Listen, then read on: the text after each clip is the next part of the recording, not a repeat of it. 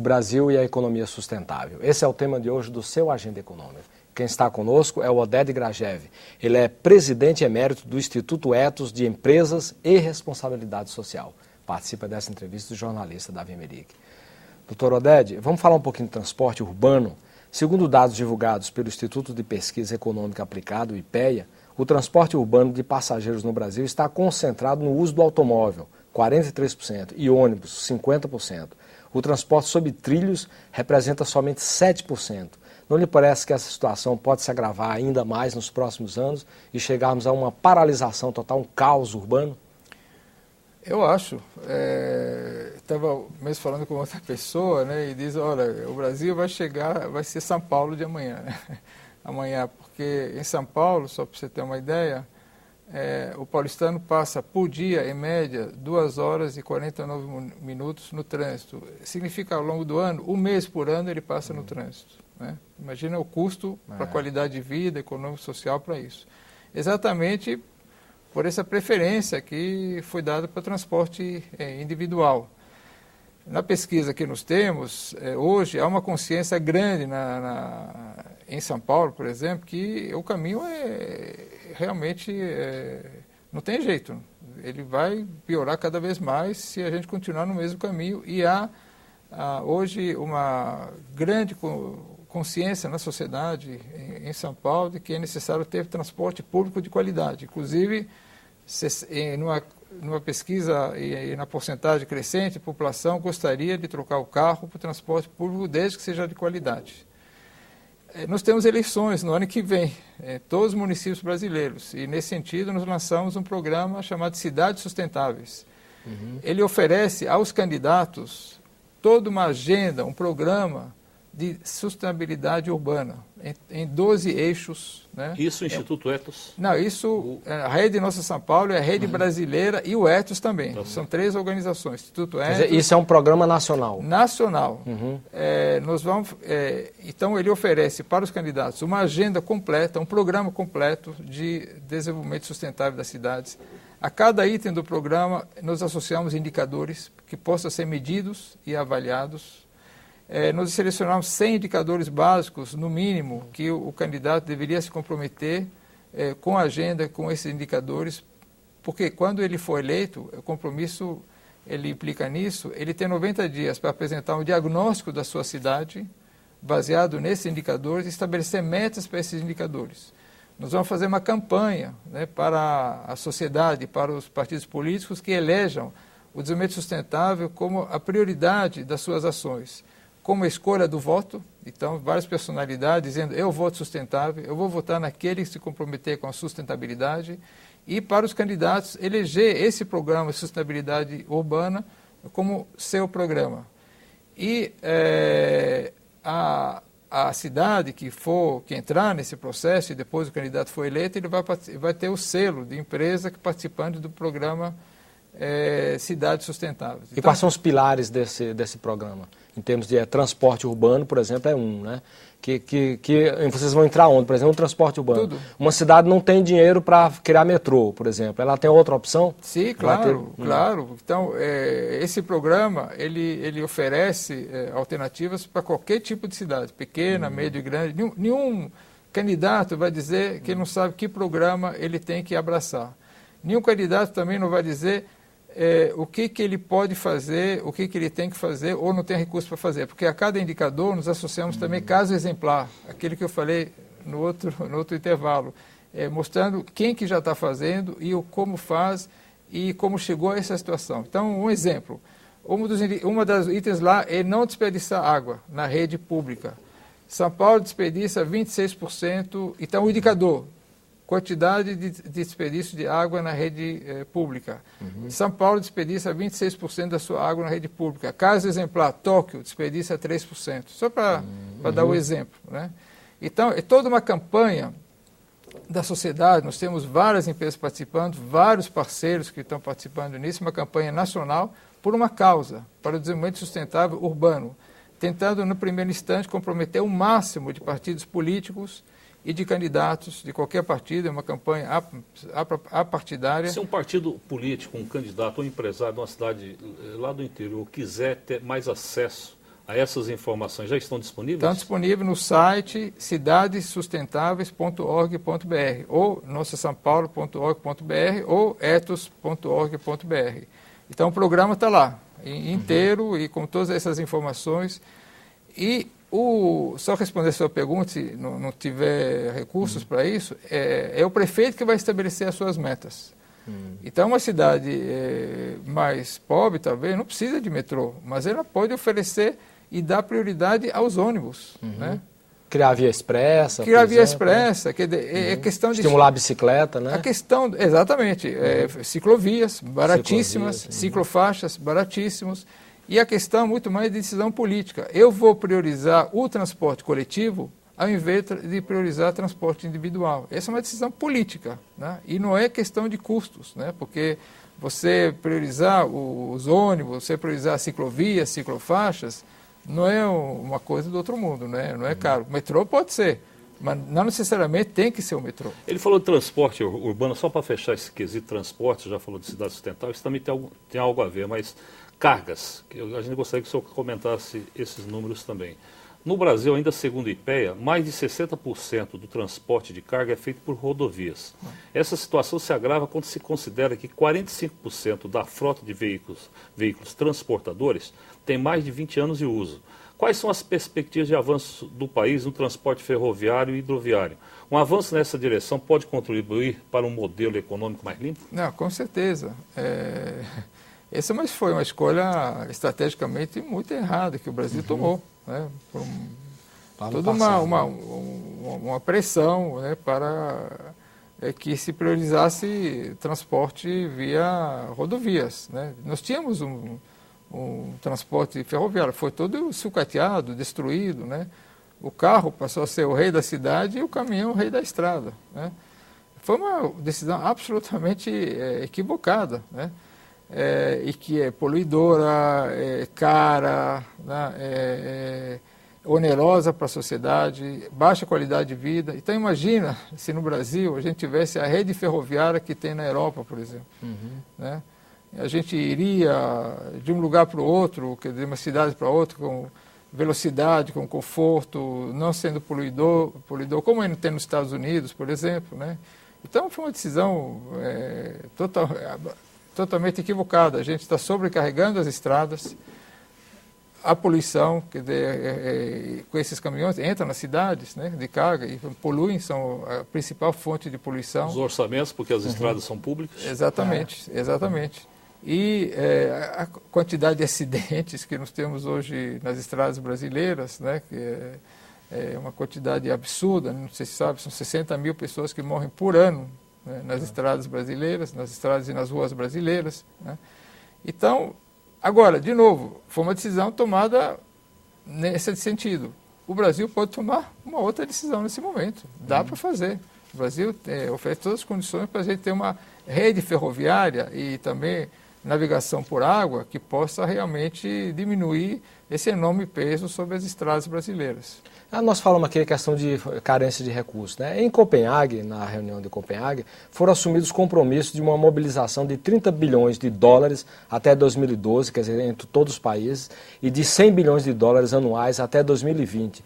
Qual é a fonte de recursos? Em que setores devem ser alocados esses recursos acordados comumente entre esses estados, esses países, e esses recursos serão suficientes para deter a marcha da destruição do planeta? Não, primeiro, recursos são poucos. Olhando os trilhões que estão sendo colocados para salvar bancos, para salvar bancos, empresas em dificuldades. Só na Europa é uma 200 migalha. milhões de euros? É uma migalha. É uma migalha. Né?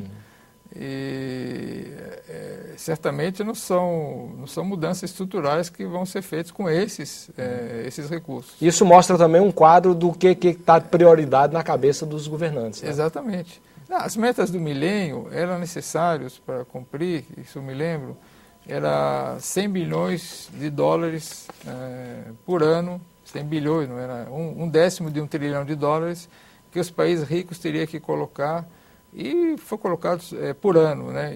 Isso foi um compromisso assumido. Foi colocado 20%, 30% disso, nada disso foi cumprido, né? Então, primeiro, uma quantia muito, muito pequena. e ela não vai resolver, né? Quer dizer, primeiro depende de orçamento e decisões de cada país. Se os Estados Unidos, se a China, se a União Europeia, com os recursos que tem, mudasse seu modelo de desenvolvimento, né, isso teria um impacto tremendo, né, porque eles que detêm o motor, né, a potência no desenvolvimento econômico, né. Isso depende muito dos recursos que eles têm. E a gente está vendo agora, né, que esses recursos estavam lá, era uma vontade política de colocar em prática, não foram, mas agora estão sendo sugados exatamente pela crise financeira e econômica, que, aliás, faz parte do modelo de desenvolvimento insustentável, que é aquele modelo que não tem limites, né, e que passa por cima, né, do coletivo e das regras estabelecidas para o bem-estar da população. Esse é o exemplo de um modelo de desenvolvimento insustentável. A gente está sob a égide aí de um debate grande sobre o Código Florestal. Gostaria também de ouvir a opinião do senhor. Mas também gostaria de comentar sobre mais alguns números relacionados à Amazônia. O decreto número 7.390 de 2010 prevê a redução de 80% dos índices anuais de desmatamento da Amazônia Legal em relação à média verificada entre 96 e 2005 e a redução de 40% dos índices anuais de desmatamento no bioma cerrado em relação à média verificada entre 99 e 2008. Prevê também a recuperação de 15 milhões de hectares de pastagens degradadas e a expansão de energia proveniente de fontes alternativas renováveis. Como estamos indo em relação a essas metas? O senhor acha que dá para cumprir? E aproveitando também algum comentário sobre o Código Florestal. Primeiro, eu sou contra, pessoalmente, sobre redução do desmatamento, né? Vamos desmatar menos. Eu sou a favor de parar o desmatamento. Né? Que a redução implica continuar o desmatamento, claro, só que numa escala menor. Né? Já desmatamos muito. Né? Já desmatamos muito. Né? Sobrou o quê? 7% da Mata Atlântica? Isso mesmo. 40%. E aí vamos desmatar um pouquinho mais, já foram, né, 93%. Então, acho que devia parar de desmatar. É viável parar de uma vez? Claro. O país tem condições de fiscalização, de mecanismos para fazer com que essa lei seja cumprida? Vontade política. Tem todas as condições de fazer isso, né? Tem vários países que não tem mais desmatamento, mesmo tendo florestas que preservam suas florestas, então tem fiscalização. Precisa colocar, isso ser uma prioridade, colocar recursos para isso. Né? E não só isso, tem países que usam, vamos dizer, suas florestas, ou seus biomas, como fonte de renda. Até parques nacionais que são cuidados, parques estaduais. Quais Você tem visitação, Costa Rica é um exemplo. É um exemplo grande nesse sentido. Estados Unidos. Né? Parar de desmatar? Parar de desmatar e cuidar do que você já tem. Sendo que nos Estados Unidos praticamente não tem mais mata, né? Ainda tem. Mas é possível. Se não for possível, podemos fechar as portas, né? Porque nos vamos desmatar. E não é possível, então vamos desmatar e vamos acabar com o nosso planeta. Até porque você tem 15 milhões de áreas degradadas e que você pode recuperar. E o Brasil não falta terra para plantar, não falta tecnologia para você melhorar a produção em espaços menores. Né? Não falta isso. Quer dizer, você vê que mesmo, vamos dizer, a soja fez um acordo para não utilizar mais, não desmatar mais. Isso já está durando, se não me engano, 3 anos. Né? E não aconteceu nada. Tem soja, estão exportando, estão produzindo. Né? É absolutamente possível. Isso que eu quero dizer. Essa tecnologia ou essa forma de se desenvolver, né, preservando os recursos naturais, não é uma tecnologia de última ponta, tipo assim, vamos mandar um foguete ao sol. Ninguém nunca mandou, como é que é? Não, é absolutamente possível. Né? Agora, por que não se faz? Porque tem esse modelo de desenvolvimento atual, ele tem seus beneficiários. Né? Tem gente que se beneficia com esse modelo, tem gente que se beneficia do modelo de mobilidade de carro individual, tem gente que se beneficia em fazendo pontes e avenidas, tem gente que se beneficia do desmatamento, por isso que há resistências, porque há interesses em jogo, né? E interesses, inclusive, que impactam políticas públicas, né? Não só no Brasil, estou falando em geral. A indústria armamentista nos Estados Unidos tem muitos interesses, ela influencia políticas públicas nos Estados Unidos, né? Tem muitos recursos. Enfim, são interesses em jogo, por isso que é tão difícil, porque você tem que confrontar interesses e confrontar interesses. Agora, o que tem que prevalecer são interesses da coletividade, da humanidade, da sociedade. Isso que está em jogo. Agora, Oded, vamos falar um pouquinho da educação. Quer dizer, qual a importância que tem a educação, sendo que o Brasil, nas avaliações internacionais, tem se saído muito mal nessas avaliações, lá na rabeira, né, entre todos os países, com o nível de educacional que tem, seja por nota, por conhecimento de matemática, do próprio idioma, de geografia, de ciências, seja também por questões de número de horas-aulas. O Brasil tem saído muito mal. Qual a importância da educação para essa nova economia que o senhor deseja, que é a economia sustentável?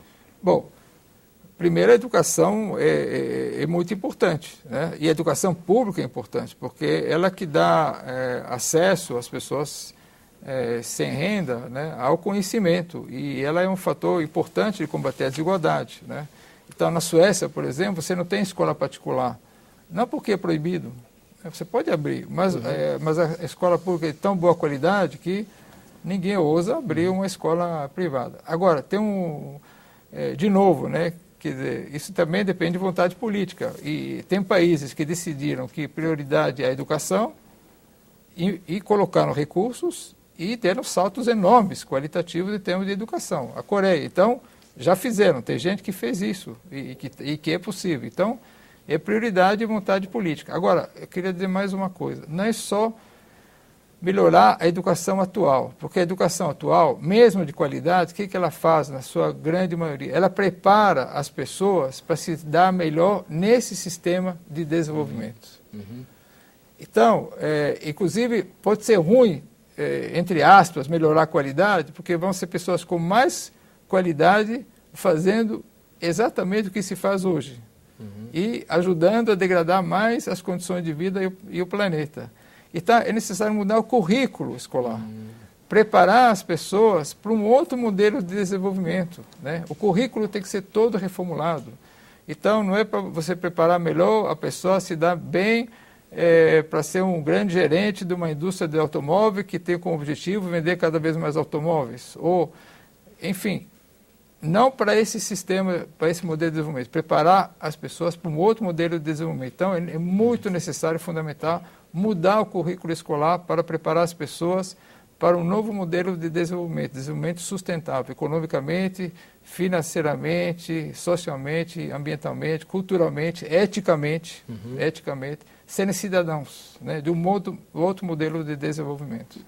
E o Agenda Econômica fica por aqui. Se você tiver críticas ou sugestões ao nosso programa, entre em contato conosco pelo nosso portal www.senado.gov.br/TV. Você pode ainda usar o telefone Alô Senado 0800 61 22 11 e poderá também fazer download ou cópia deste e de outros programas da TV Senado. Nós agradecemos a entrevista e as informações que nos foram prestadas pelo empresário Oded Grajew, presidente emérito do Instituto Etos de Empresas e Responsabilidade Social. Agradecemos também a participação do jornalista Davi Emerick. A você de casa que nos acompanhou, muitíssimo grato pela sua audiência. E até o próximo Agenda Econômica. Até lá.